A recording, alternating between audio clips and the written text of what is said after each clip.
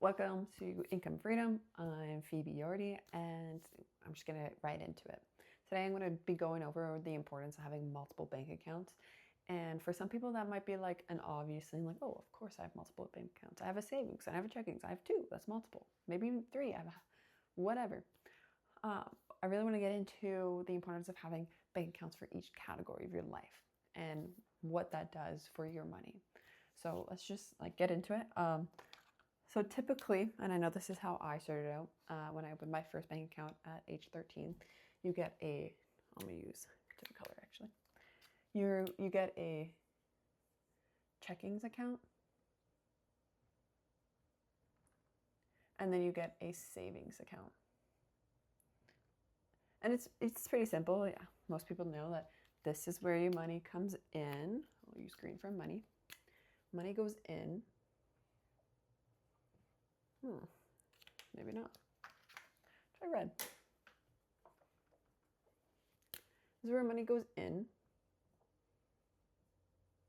And then you can move your money to this account to save.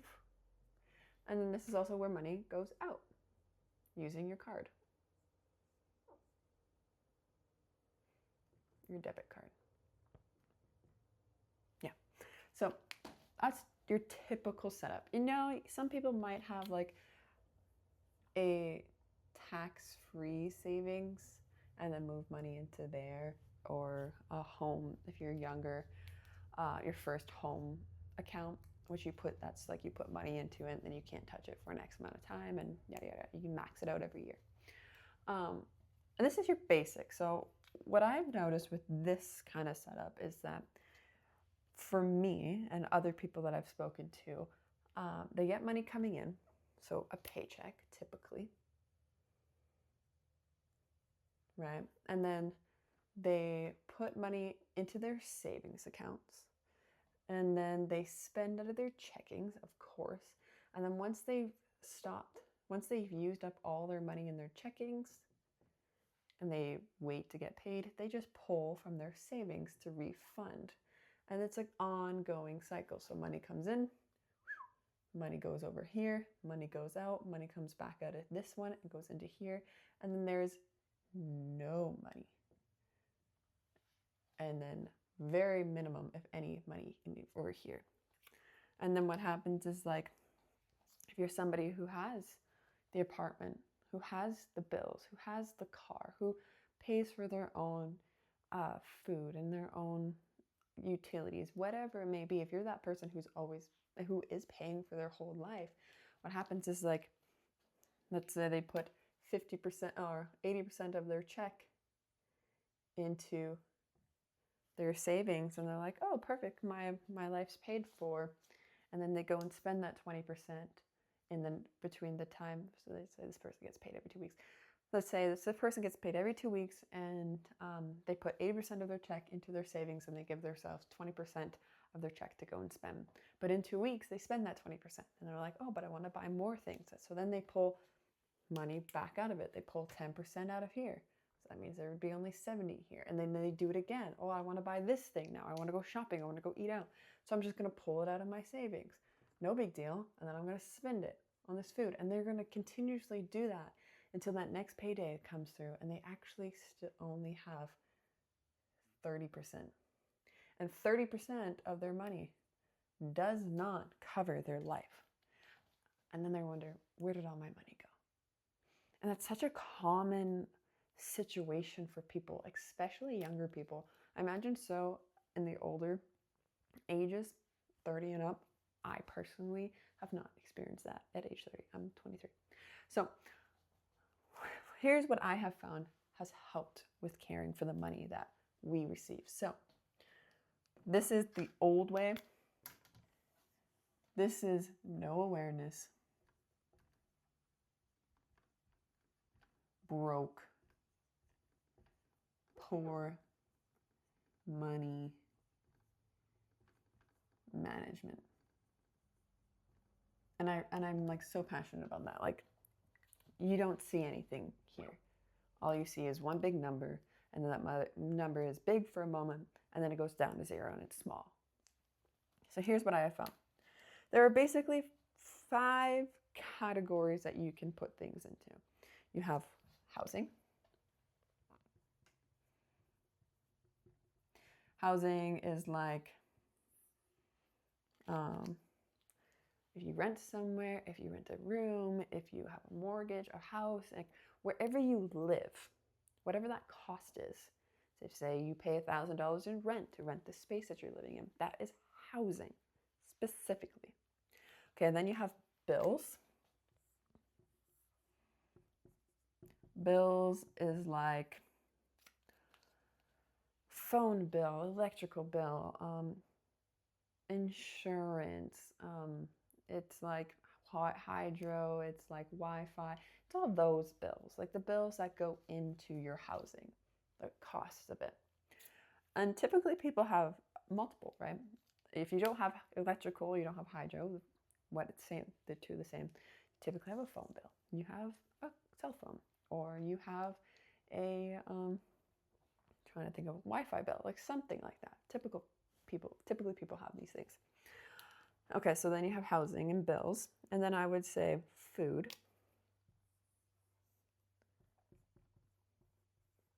which is like your groceries. If you go eat out, if you go and buy that coffee, if you go and buy that sandwich, if you go, I don't know, just go to the grocery store and you buy a meal, whatever.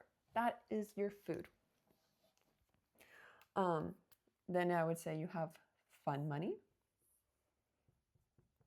which is like, this is how you afford things, like to go and do the fun things. If you want to go out with your friends, here it is. If you want to buy that new set of clothes, there it is. If you want to go and watch a movie, and there it is, it's fun. And then you have savings. And then actually, I guess there's 6. And then I would say emergency savings. So here are your 6 accounts. These are each super important. Housing, so you can live in a space, because if you don't have a space, you're instantly in survival mode. I know this from deep experience. Bills, because if you have bills and then you realize that you're not putting money aside to pay the bills, like then you're going to debt. You're finding another way to pay them. Food, because we need to eat. I feel like that's self-explanatory. Fun, because you like to have fun in life. It's like, what is the point of life if you're so rigid? I've had the experience where I'm having so much fun and I'm not putting money to these things. And then I've had the experience where I'm only putting money to these things and I'm no to fun. We want to have the fun and we want to have the livings paid for. Savings, save to save. You do not need a reason to save. Save to save. Plain, simple, period. No more than that. Save to save. You might experience life where you're like, need to buy a car, need to buy a house. I want to go on this trip. I want to do this. I want to do. Or maybe I didn't make as much as I wanted to this month. Or maybe I'm like needing a little bit more for my bills because I added a bill. Save to save so that you have the breathing room, which is like breathing room. And then emergency savings. This is like the added cushion to saving. It's like if everything crumbles down and you don't have a job, you lose your living space, your car breaks down and you don't have anything in savings, you don't have anything housing and bills and food and fun, you have your emergency. You can always rely on this. So these are the 6 main accounts. I would call these all underneath the category of your basic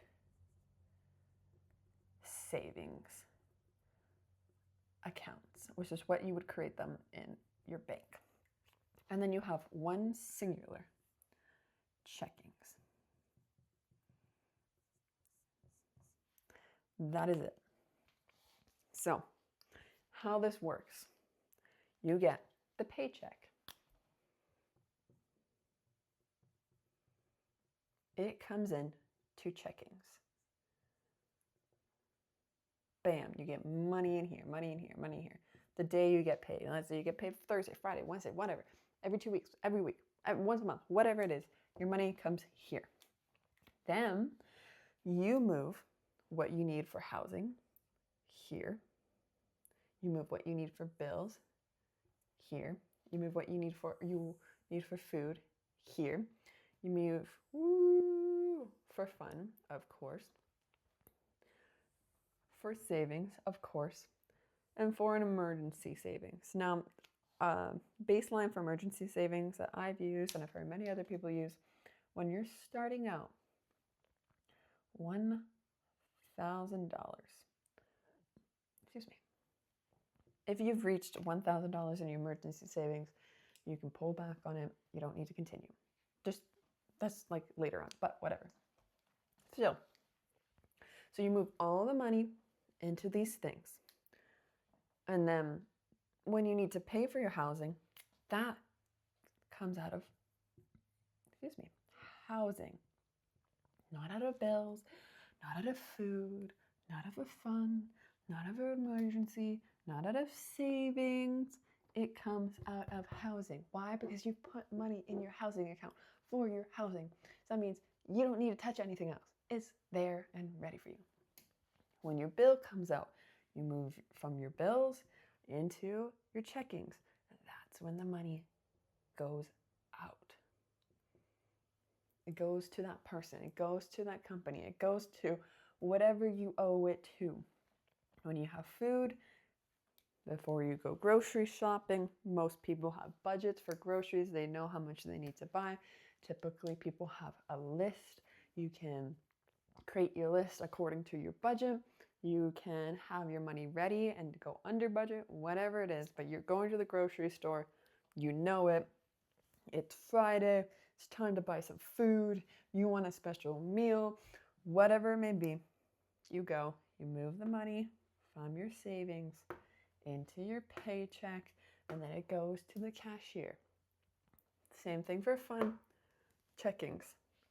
Savings, if you're pulling out, for me it was buying a new car, a new used car. We didn't pull from any of these things or this thing. We pulled it out of savings, we put it into the checkings, and then the dealership pulled the money out of checkings. So you might be asking, well, Phoebe, like how do I know how much to put into each thing? Simple. It's simple. First of all, you join my school community. And in there is all the resources to find out how much you break down, how to break your paycheck.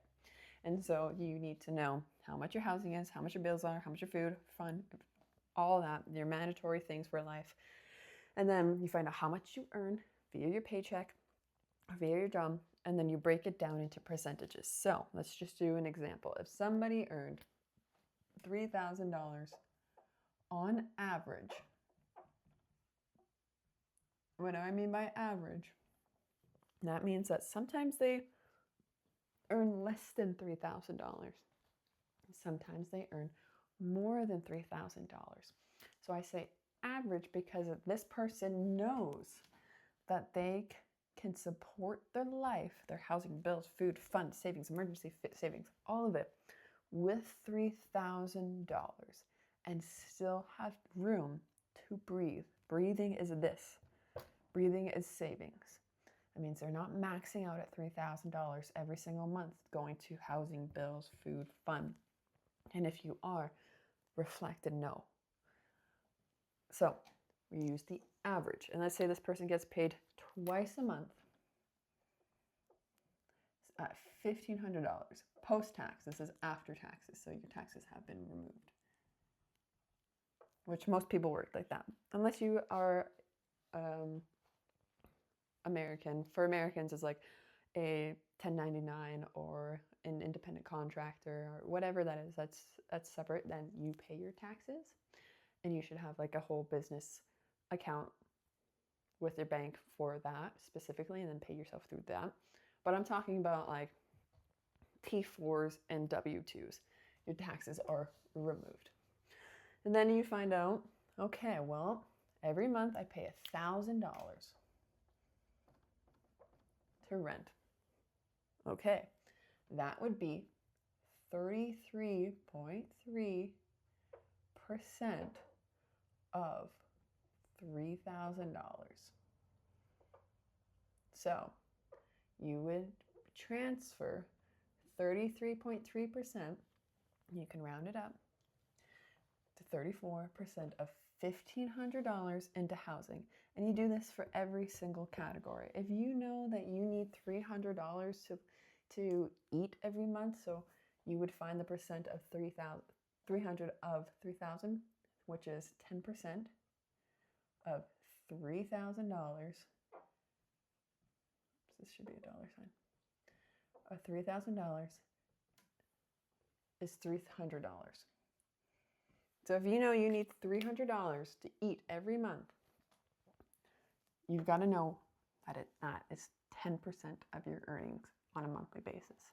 So you would move 10% of $1,500 into food, which is $150. So this is much different than the first way to do it, where you have one checkings, one savings, maybe a second savings, maybe. I didn't get my second savings till I was like 18 years old. And then you have no awareness. Money goes in. You think you see this big chunk of money here. You think you have your life paid for, but then you're like, I want to go out. I want to buy this thing. I need, oh, this bill comes out. That bill comes out. Oh, rent's coming out. And next thing you know, you don't have anything. And you're like, I'm broke. Where's my money? Ah. This system, having these separate accounts for all of these expenses, all of these requirements, allows you to see, oh, I got paid $1,500. I put 33.3% of that into my housing, which, just for reference, I don't have the number on me right now, but 33,000, that'd be 500 from this right here. It'd be around $500 from 1,500. So like that would be roughly about $500, give or take, maybe a bit more, just be a little bit more than that. So that means your paycheck, you put $500 plus into this account, and then you do it again the next time you get paid. You have $1,000 ready. You have whatever it costs you for bills. You have that $300 ready for food when you're ready to go grocery shopping. Or maybe you don't spend all your $300 on groceries and you spend $200 on groceries and you want to spend $100 in eating out. Whatever floats your boat. Everybody is different. But you have the money ready. And then if you want to go out and have fun, you want to give 5% to fun. 5% of 3,000. Well, you guessed it, would be $150. Maybe you want more than that. Maybe your bills cost you 20% of $3,000, which would be $600, right? You're not maxing out yet. Right here, just right here, if we did this math, you're at 33.33 plus 10, 43.33 plus 20 would be 60 plus 5, you'd be sitting at 68.33%. And just for easy math, we're going to round that to 69. And we're going to make this 34. You know what that tells me? What these numbers tell me? That tells me it costs you 69% of your income, which is up here, which is, well, we'll just do the math, times 3, 0, 7, 2, 3 times 18, 2, that's $2,070 of $3,000 equals $2,070. That tells me that you have 31%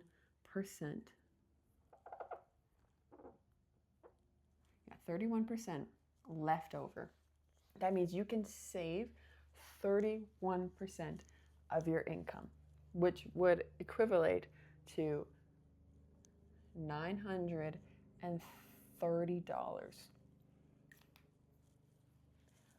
This number can do so much for people. That could mean that you could put your emergency fund away in 1 month. That means you can be saving every month $930. This is just on an average. That's not including if you make 35 or 4,000, if you just base it off your average, whatever it may be. But this shows you like, oh, for me to live the life that I want and afford all my things and have fun and save, not even to save, just yet, just to afford the life that I want, to have fun, it costs me 69% of my income. And I can save 31% of my income for my future. That is how amazing this system works. And this brings awareness. You see where your money is going. It's not just slipping through your fingers and you're not wondering, where did all my money go? You know. You're ready for the bills. You're ready for the rent. You're ready for the food. You're not scrounging. You get the breathing room. So this is just like massive in comparison to this. No awareness, broke, poor with money. This gives you complete awareness. This gives you like riches and empowerment. This brings just efficiency and knowing to your money. So I hope this works. And if you're wondering, oh, Phoebe, but can I open all these bank accounts in my bank? Yes, you can, 100%. You can call them, you can go on your app, you can go in person, you can do it on your computer, you can tell them, hey, I want to open 5 new accounts and I want to name one housing, I want to name one food, I want to name one bills, I want to name one fun. You can name them all. So that way you see it. So I hope this helps. Join my free Skool community. It's full of all this information, all these systems. I have the spreadsheets for this to track in. I have the spreadsheet that does all this math for you. I'm in there all the time, chatting it up. It's called Income Freedom. Income Freedom because you can have the freedom with the income that you earn.